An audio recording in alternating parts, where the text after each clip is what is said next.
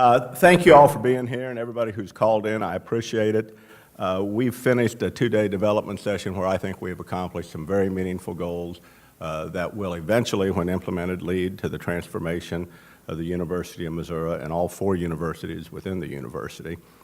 I want to say before I go any farther, Darrell Chapman, Vice Chairman, was chair of that committee, sitting on my right, and you'll have some comments about the task force, which I'll refer to him at times. But the main thing I want to accomplish, and is not to diminish the importance of the task force, but today we offered, and Dr. Choi accepted, a 2-year extension on his contract. Now, I want to say one thing about Dr. Choi. There were those of us on the board who believe that his tremendous, not just service, but his vision and his innovation and his leadership deserves some sort of financial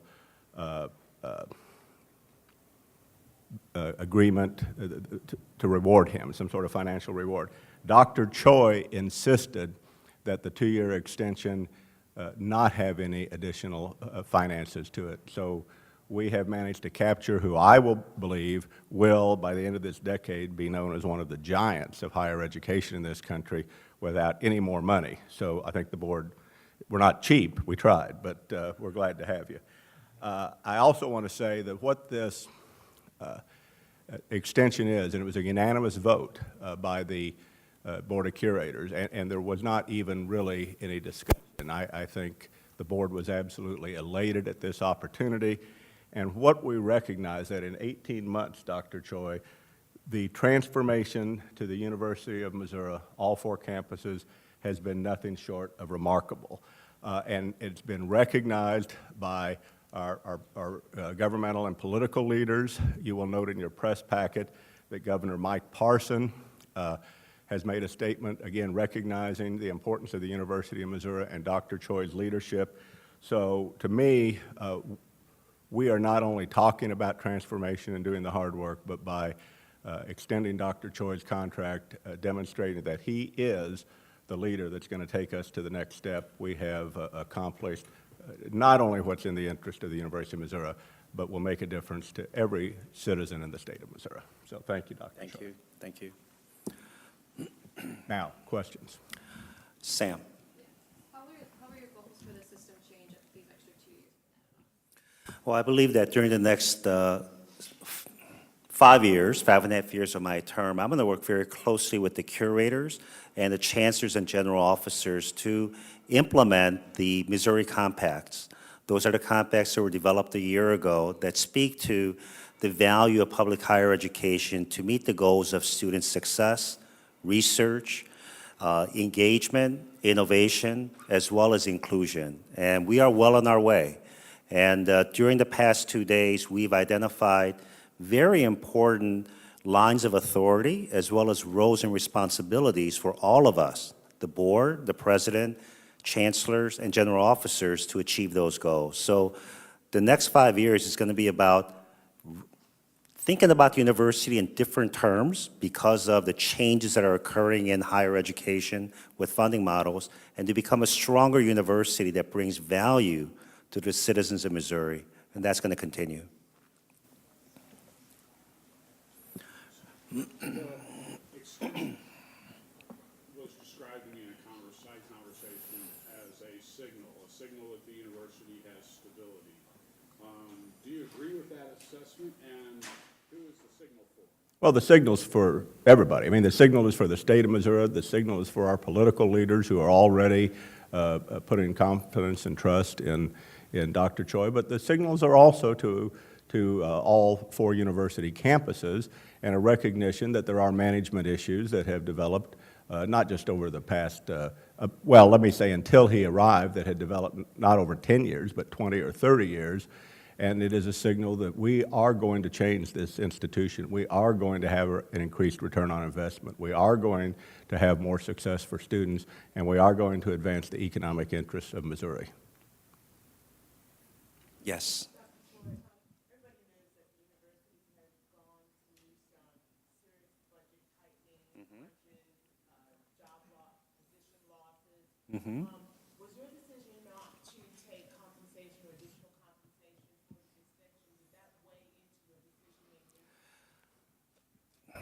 Well, first, let me say that I am well compensated. It really is a privilege and an honor for me to serve in this role, and I am well compensated. And one of the, as part of our performance incentive plan for this year, the message that I share with my general officers and the chancellors is to say, we have a lot of employees at the university, whether they're faculty or staff, who are underpaid. And we really have to have a priority to increase their salaries to bring them up to market rates. And I think it's important for us to demonstrate that commitment. And it was important for me to say that I will not take an increase as part of this extension.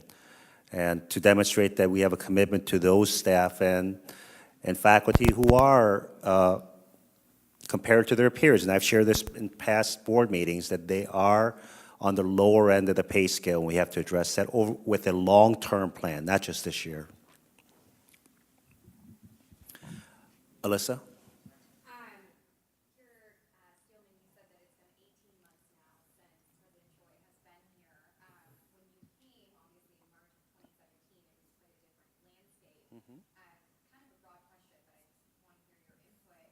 What's been the biggest surprise since coming to the University of Missouri? The biggest surprise,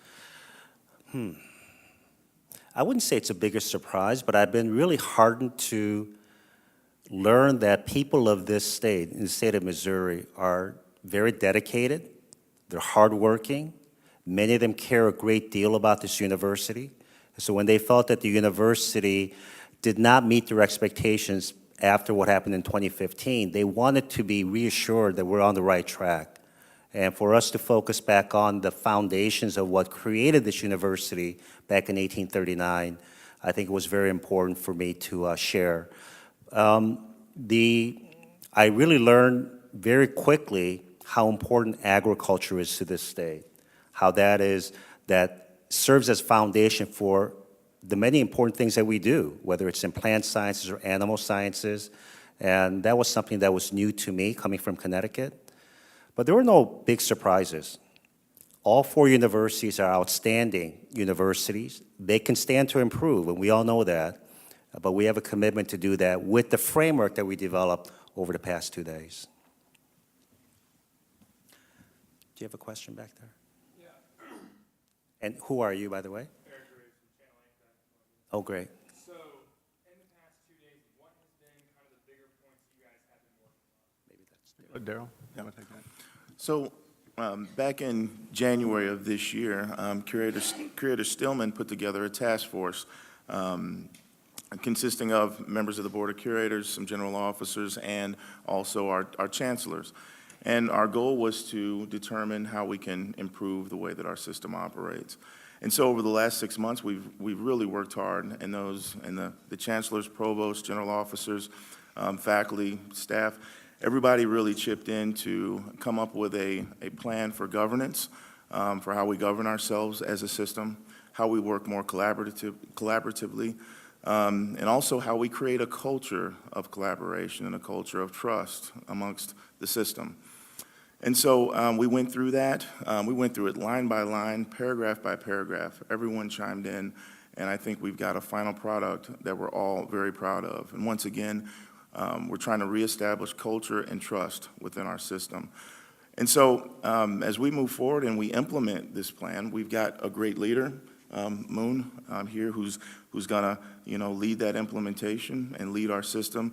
I think we're in great shape, moving into the future with the leadership that we have, with the governance structures that we've put in place with our task force, and that's what we spent the vast majority of our time here talking about. And we could have went on forever, but due to time limitations, we had to stop. But it's just something that's going to be an ongoing conversation as we move forward, creating that culture of trust and accountability amongst our system. I don't know if you guys know this, but University of Missouri has been around for a really long time. So, and now you're working on governance and fixing that. What went wrong? What was wrong? I wouldn't say that anything necessarily went wrong. When we look back at our collective rules, we really pulled from there to establish the kind of new modified governance structures that we've put in place. What went wrong, I think, was just a breakdown, of communication. And we saw some of that, over the last few years. And I think that happens with any organization. But every now and then, you've got to reaffirm. And some of the language that you see in our report is the board reaffirms, the president reaffirms. We are reaffirming things that the great founders of this university already established a long time ago. But we are here today to reaffirm that commitment to what this university originally stood for, and what we're going to stand for in the future. And we're really carrying on the traditions, the rules, and the concepts that the founders of the university initially put in place. We are reaffirming that. We did that this weekend or today. Can I add one thing on that, too? We also learned, and I think Curator Chapman would agree, that leadership really does matter. And that is why one board searched out and we're fortunate enough to hire Dr. Choi, and that is why the present board has unanimously extended his contract. We can put all the structures in place we want, but if you don't have a great leader in higher education, then you cannot accomplish your vision or your goals. Sarah, are you on the phone? Sarah Brown? If not, Mark? Mark, do you have a question? Yes, I do. I was just wondering if you could just explain why you did not want the additional financial compensation. Okay, let me just repeat what I shared earlier. I am well compensated, and it's very important for us to take our resources, especially for performance increases for those faculty and staff who are at the lower end of the pay scale, and to address their pay increases over a long period of time. And I'm going to be working with all of the chancellors and CFOs to have a 5-year plan for compensation increases, because that's a very critical concern for all of us in leadership at the university, including the board. You talked repeatedly about, we talked a lot about how state support is changing, and state support is something that's been, declining, and it's something that we see across the nation. However, in discussions with the legislator that I had, a couple of years ago, before President Choi came in and things started to really change, they expressed a lot of disappointment with some of the ways that money was being spent. Do you think now that, with this contract extension, curators have been saying that it's, a signal to the entire state that we are willing to transform, that, I know they're not going to come down with billions and billions of dollars for us, but do you think it could translate into some extra financial support? Can I say this? I know it will translate into a financial support. I think there's been a tendency to underestimate the Missouri legislature and their support of higher education, for which we are very grateful. But trust matters, and the trust that the legislators have that this institution knows how to spend the money wisely and in the interests of its students and the state of Missouri matter. And I do believe that the 2-year extension for Moon Choi is an important part of that trust, because he has gone out of his way to develop it. But we also recognize that state finances, being the way they are not going to enable us to grow our university to achieve the vision that we have for the university. That means that we have to grow our own revenue. We have to look for new sources. And there are many different ways that we can do that. It may be through a very high-quality online program that addresses the needs of 700,000 adults just in Missouri who have some college credits, but they don't have a degree as of yet. Or it may be increasing our retention and graduation rates so that we can actually have greater student success, but at the same time grow the revenue because we're retaining the students and having them graduate. So we're going to be looking at all of these options, because we have to become more self-sufficient. And going back to the state each year to ask for additional funds is not going to work. But we do plan to make some special requests for the strategic priorities that we have, for example, for the TPMC, or perhaps the conservatory at UMKC. These are projects that are deemed to be of strategic importance to the system and the 4 universities. Can you help me out to understand what was done in the discussions during the board development session? From your point of view, maybe this will help my readers. Name 1 or 2 tools that you now have as a result of these 2 days of work that are going to be helpful for you as you move forward? Tell me what you now have that you can work with. I think there are two key elements that I can point to. One is to really clearly identify that the president is the chief executive and chief academic officer that provides the direction, leadership, and authority for faculty, staff, and students at all four universities. And the second is the role of the system and the UM president in developing advancement and philanthropic programs and to use those mechanisms to create more revenue for the universities.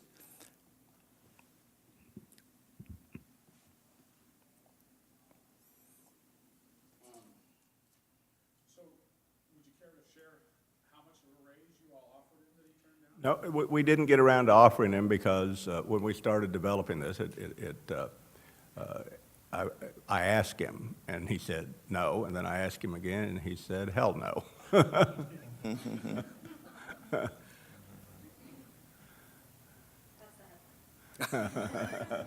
That's to him, not to me. Yes, Sam? David's doing, at what point did you decide to extend the contract? These negotiations, I would say, started 2 or 3 months ago. And just to be clear, it's 2 years on top of the additional that ended in 2022, whereas now it's extended to 2024? Well, actually, that's not quite right because it is a 2-year extension. Steve, would you explain it? I always get it wrong. So it's, okay.